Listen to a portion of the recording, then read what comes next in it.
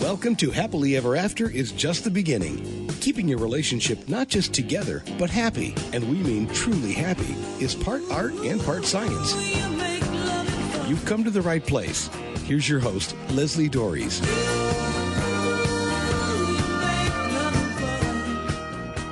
Safety is a human need. It's what drives the fight-flight response. Most of the time, we think it's about our physical safety. But emotional safety is just as important, and that's what can make relationships more difficult than they need to be. You might feel that emotional safety is most at risk in high-conflict couples, but those who avoid conflict or who minimize their or their partner's feelings may actually be the most challenged. But either way, if you don't feel emotionally safe with your partner, your marriage will be impacted. So I'm going to be diving into emotional safety, what makes it necessary, and most importantly, what it looks like with my guest, fellow marriage and family therapist, Lisa Kift. She's the founder of LoveandLifeToolbox.com and provides tools for emotional health and relationships. So Lisa, thanks for coming on the show and talking about what I think is becoming a much more focused on area of relationships.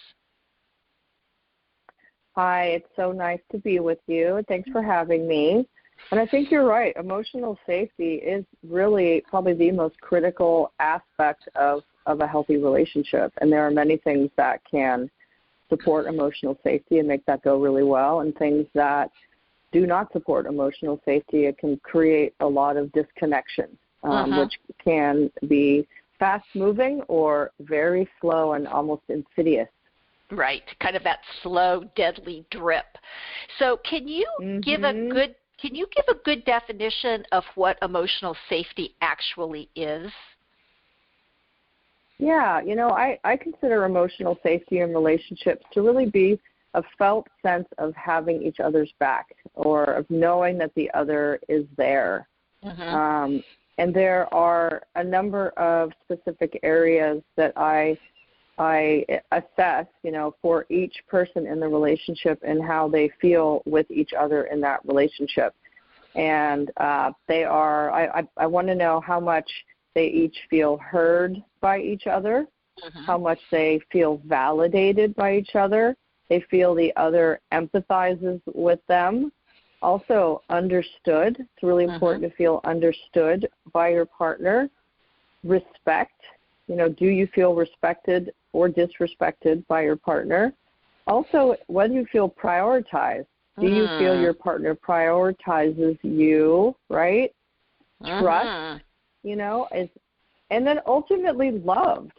How loved do you feel by your partner? And there, this is a bit of a list that I just read, but they're all really important and hold the key to emotionally safe relationships. If you each feel high levels of all of those with each other, you're more likely going to feel the other is a port in the storm, so to speak, or can be relied upon, or you can be at ease and relax in with each other.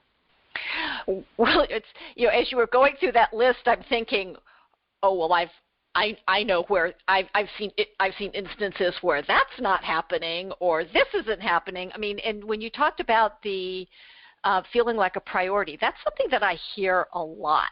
And also to be heard and understood. And I'm replaying conversations that that couples have had in my office, where they're really either not listening to each other, or it's almost like, I have to prove to you that my feelings are valid. And I would think that wouldn't be a place where emotional safety would be high.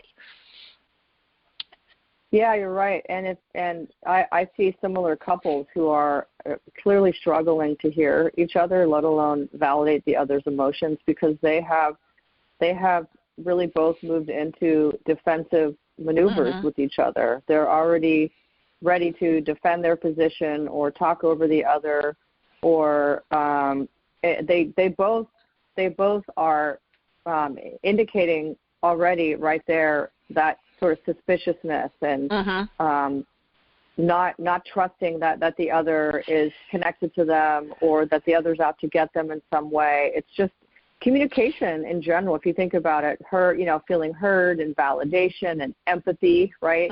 Feeling understood.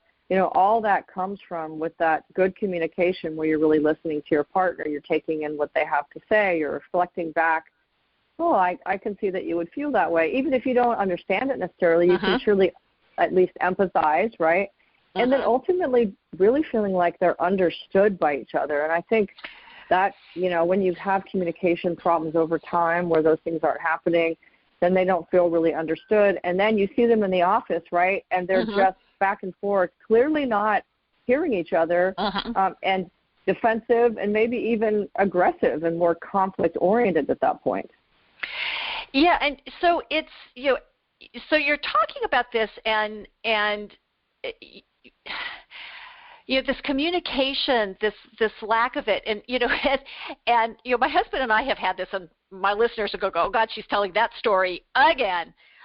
But this whole thing about I'm always cold, and so he's told me over the years that I could put my cold hands and feet on him, and I have told him, please do not put your cold hands and feet on me. I do not, and so we have this understanding, right? But then I'll put my cold hands on him, and he says, you wouldn't let me do that to you. And then it would give me a moment. It gives me a momentary pause. It's like, well, have you been lying to me all this time that it's okay? And I can feel that when that little thing happens, and it's very small, and it's something that has been going on pretty much our entire relationship, but there is just that moment of disconnection, of feeling like, was it not okay for me to do this? And so in that brief moment, it's like, ooh, are we okay? And I think what I'm hearing from you is that it could be something that's that small, quote unquote, but if it consistently happens or continues to happen, then I can see how it could kind of erode what would be my feeling of safety with him. Is that sort of kind of what you're saying? Yeah, I think there's different varieties of this and how it can happen. You can have like you said, the more blip-like moment, or it's kind of like a, ooh, ouch. Like it's more of a mild ouch, but over time it builds up and it becomes, in totality, a bigger ouch. But then you have the more really, I think, deeply impactful that can really resonate more profoundly in a negative way. Let's say that you're trying to share some hard feelings with your partner, maybe about something that happened or something difficult happened in a relationship, and you want to share that and you're upset about it, and perhaps they're not listening, or they don't appear to care, or they're not really tending to you or to that, which then leads to what meaning do you make of that? Well, gosh, they didn't seem to really care that I had something that was important that I wanted to share. They certainly didn't validate my emotions. Maybe they don't really care that I'm upset. It's those kinds of things that they're these big breaches in connection, right? Over time can start to lead to questions. Does this person really care about me? Don't they want to know, right, that I'm upset about this? Don't they want to help me talk through it? Or are they just going to want to be on their phone? I'll use the phone because that comes up so much, right? The phone and the block, the obstacle in the relationship. Yeah, or seem more interested in their phone or their email or their social media than, hey, I'm trying to tell you something that was really hurtful. You don't seem to care, right? Now, when you're talking about that, are you talking about something that within that relationship that's been hurtful, or something that maybe a relationship with another person has been hurtful and I'm now just coming and sharing it with you as my partner, or is it actually both? Well, actually, I was referring to, I think I gave the example of if something had happened with a friend that day that was upsetting. But even more problematic, right, and a deeper hit on the relationship is if one of them was trying to share, hey, you know what, when you said you and I were going to have a date night tomorrow night, and then you just canceled to go out with your buddies instead, that actually really hurt my feelings. Can we talk about that? I was looking forward to spending time with you, right? If it's in the relationship, then obviously the impact is even deeper, right? But there can be a variety of things, from really small, like little moments of just like ouch, like a baby ouch, And then really more deeply emotionally impactful, particularly when the partner is not responding to you about something within the relationship in the way that is helpful, and that may be more hurtful instead, or rejecting or dismissive, right? Oh, you're just too sensitive. Like, right. No, that does not go well. No. We are all sensitive people, and we all are vulnerable, and some maybe more than others, but that should never be used as a whipping device, right? It shouldn't be used as a tool to against each other, right? Right. So what are some signs that a couple's emotional safety has taken a hit? I mean, we're talking about some of these little ouches and maybe some of these bigger things, but if I were looking at a couple from the outside, what would I be on the lookout for? I mean, when my husband and I go out to dinner, I frequently want to take my cards with me and just fling them onto other tables, because I see people like they're on their phones, they're not talking to each other. It's like, why are you guys here? But what are some of the things that would be a red flag or an alert that emotional safety may be in the mix? Yeah. Well, I mean, one thing is they're getting into more conflicts. The conflicts are becoming cyclical, argument a lot, fighting a lot.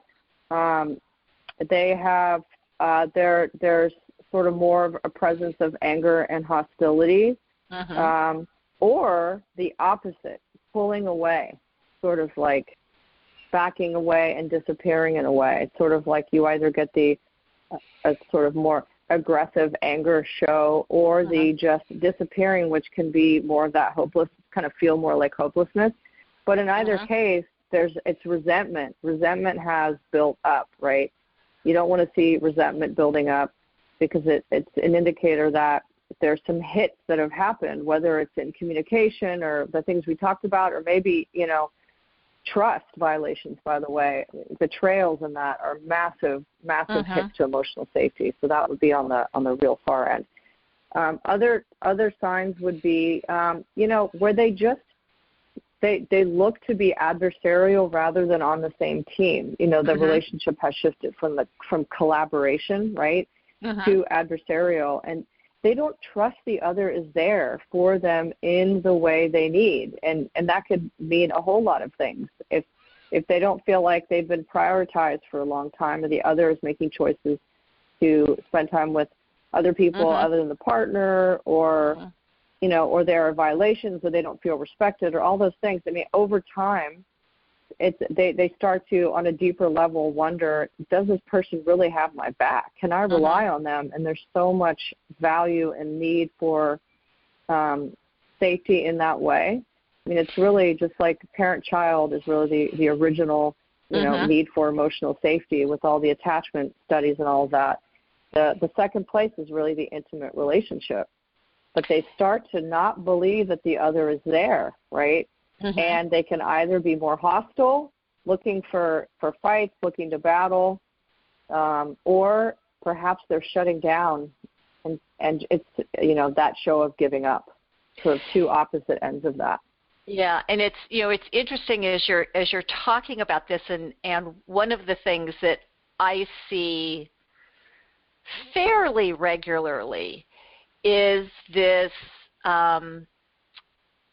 conflict, maybe that's too strong of a word, but this tension maybe is a better source, between my family of origin and my spouse, right? My siblings, my mother, my dad, whatever, and my spouse. And for me, one of the big things is you stand by your spouse. You do not leave your spouse exposed to your family, but that seems to be a fairly common, I don't want to say normal, but a fairly common thing, because it is, somebody is really pulled, or it could be between my spouse and my children, right? Because that's another fairly common one, that and especially in our child-centric society, that our children get all of our energy, all of our attention, and it's not that our spouse is jealous of the children. I mean, that's not what's going on, but they're missing that connection to their partner. So are these some of the kinds of things that can impact emotional safety as well? I think that the first example is probably the most profound one that comes up a lot, and it's where there's a lack of allegiance, shall we say, to the partner, but more of one to the family, or not standing up or setting boundaries where it's appropriate. This is very tricky waters because you get the families of origin, right? And people have all sorts of ways that they can be impacted by things that they've learned in their families of origin and how to be in relationships and their view of the world and themselves. And going back into that can almost, for some people, feel like they're regressing into childhood in some ways. That's why you get a lot. I know for me, I get a huge surge in couples wanting to come in ahead of holidays when they're going to be going home or having family come because of that.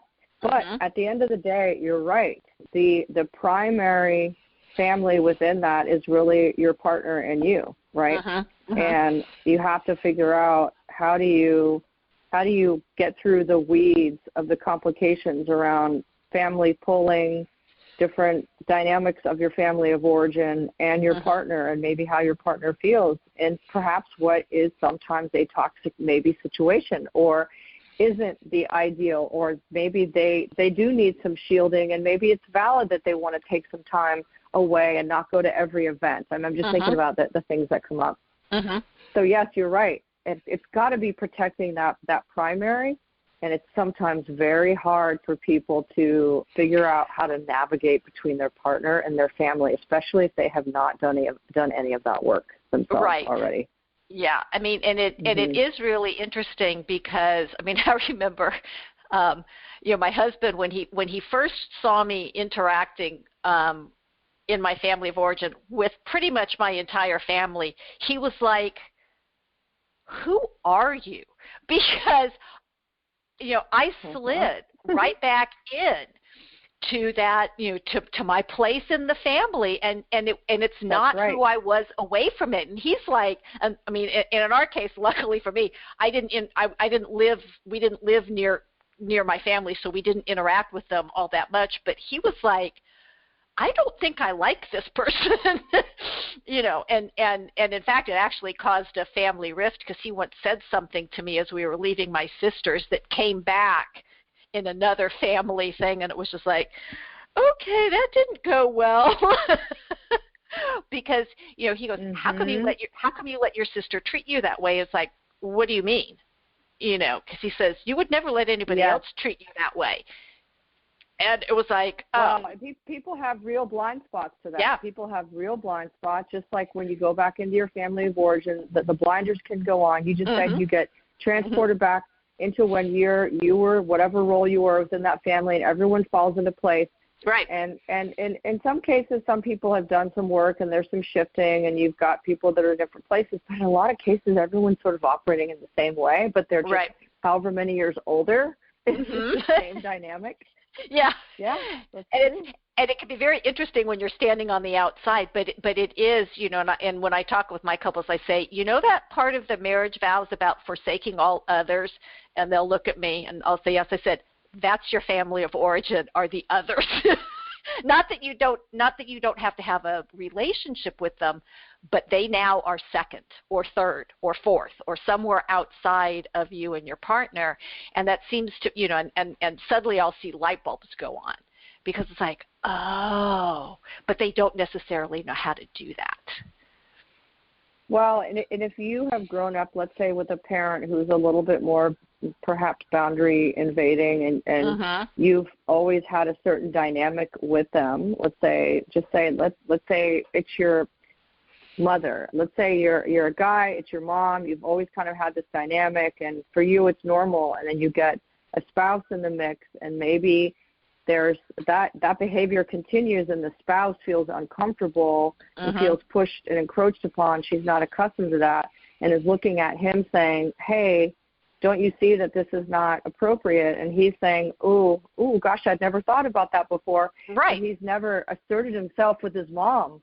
And so now he's an adult, married adult, with a partner who's saying, oh, this doesn't really work for me. Can you help? Can we change this? Can you intervene? Yeah. Can you tell Mom, no, we actually need some time. We don't want you coming for a month. Right. And can you, whatever it is, right? Right. And it may be hard for him because he's never done that. And so it takes, it can be tricky waters. Yep, it's exercising muscles we haven't used. So this is Happily Ever After. It's just the beginning on webtalkradio.net. I'm Leslie Dories, and I'm talking about the importance of emotional safety to your marriage with fellow marriage and family therapist Lisa Kift. If you or your partner don't feel emotionally safe in your relationship, it's going to be very difficult to share your deepest feelings and create real intimacy. And if you're missing this critical component, your marriage is actually at risk. And if you want your relationship to be all it can be, I can help. So I invite you to take a moment and either send me an email at Leslie, Lesli, at foundationscoachingnc.com. That's FOUNDATIONS, coaching, N as in Nancy, C as in Charlie.com, or you can give me a call at area code 919-924-0463. That's 919-924-0463, and we'll set up a time to talk. So I want to get back to this conversation. So Lisa, what can a couple do or an individual do if the emotional safety simply doesn't exist, and maybe it hasn't existed for a long time? Yeah, so when couples come in to see me, oftentimes, I mean, unless they have read, they've looked at my websites and they've really learned to understand that I write a lot about emotional safety, but oftentimes people come in not with that understanding, and they have no idea.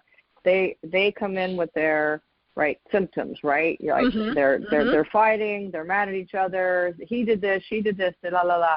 And I really want to help them to understand that at the heart of this is the impact on their emotional safety, and then they both kind of go, oh, and then get on board.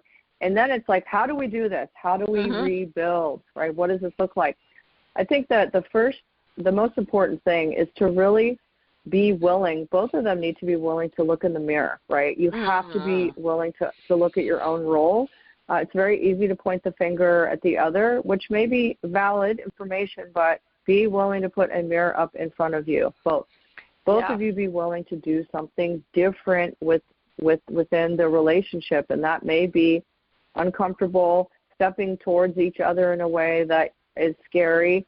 But if you both take those steps forward, then you can create safe moments where maybe it's inspiring that more safe moments can occur.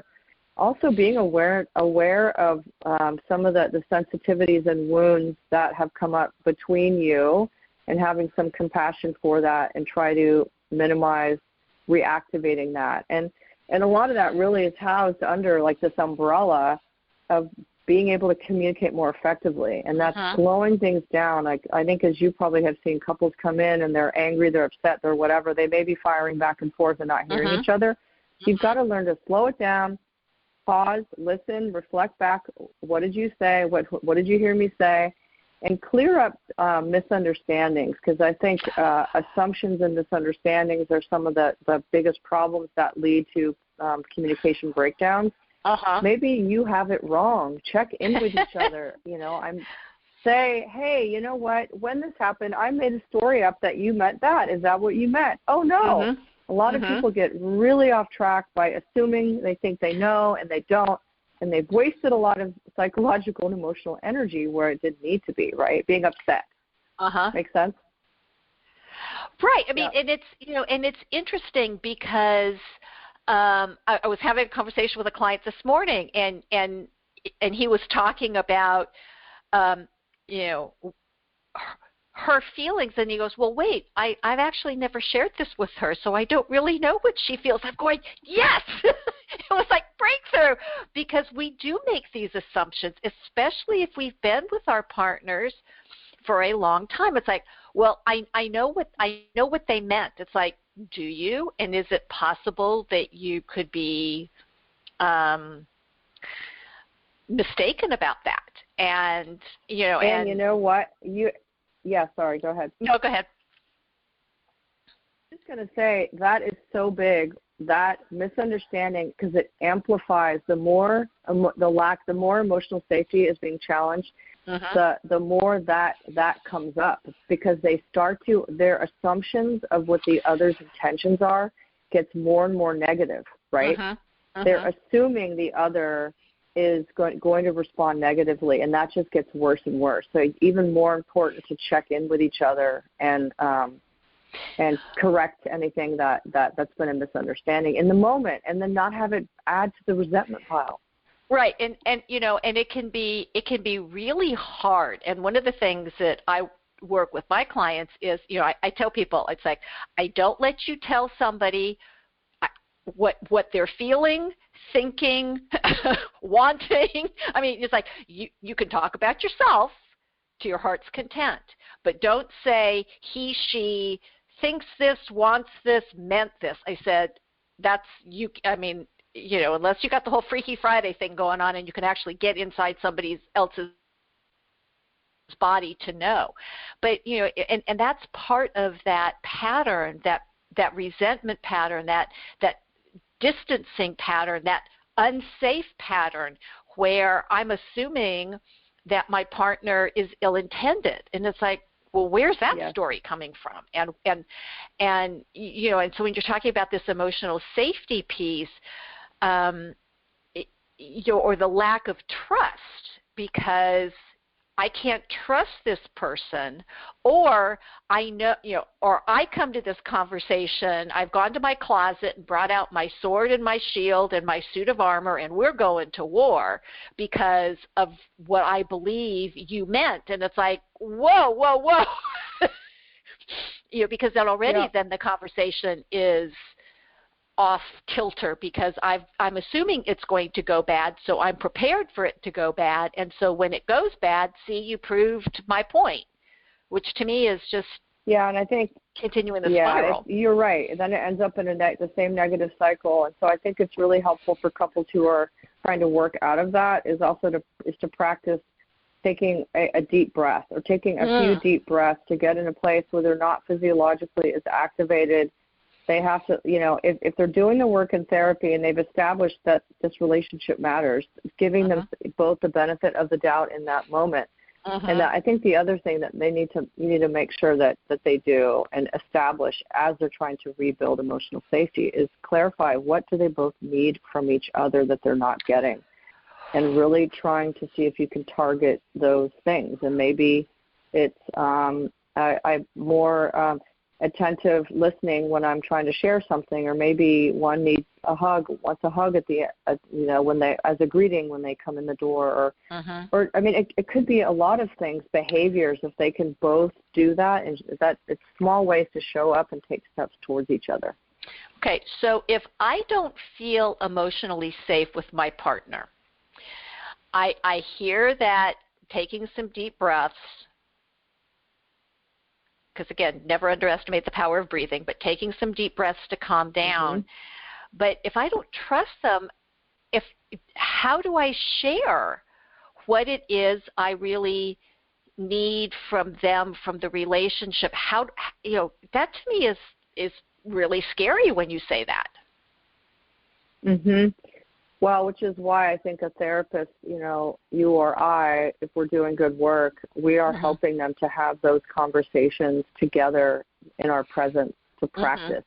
If they are both showing up to couples therapy, they obviously that's step one. If they're both acknowledging they really want to make changes and they want to save the relationship, that's number two. They both want it to be better.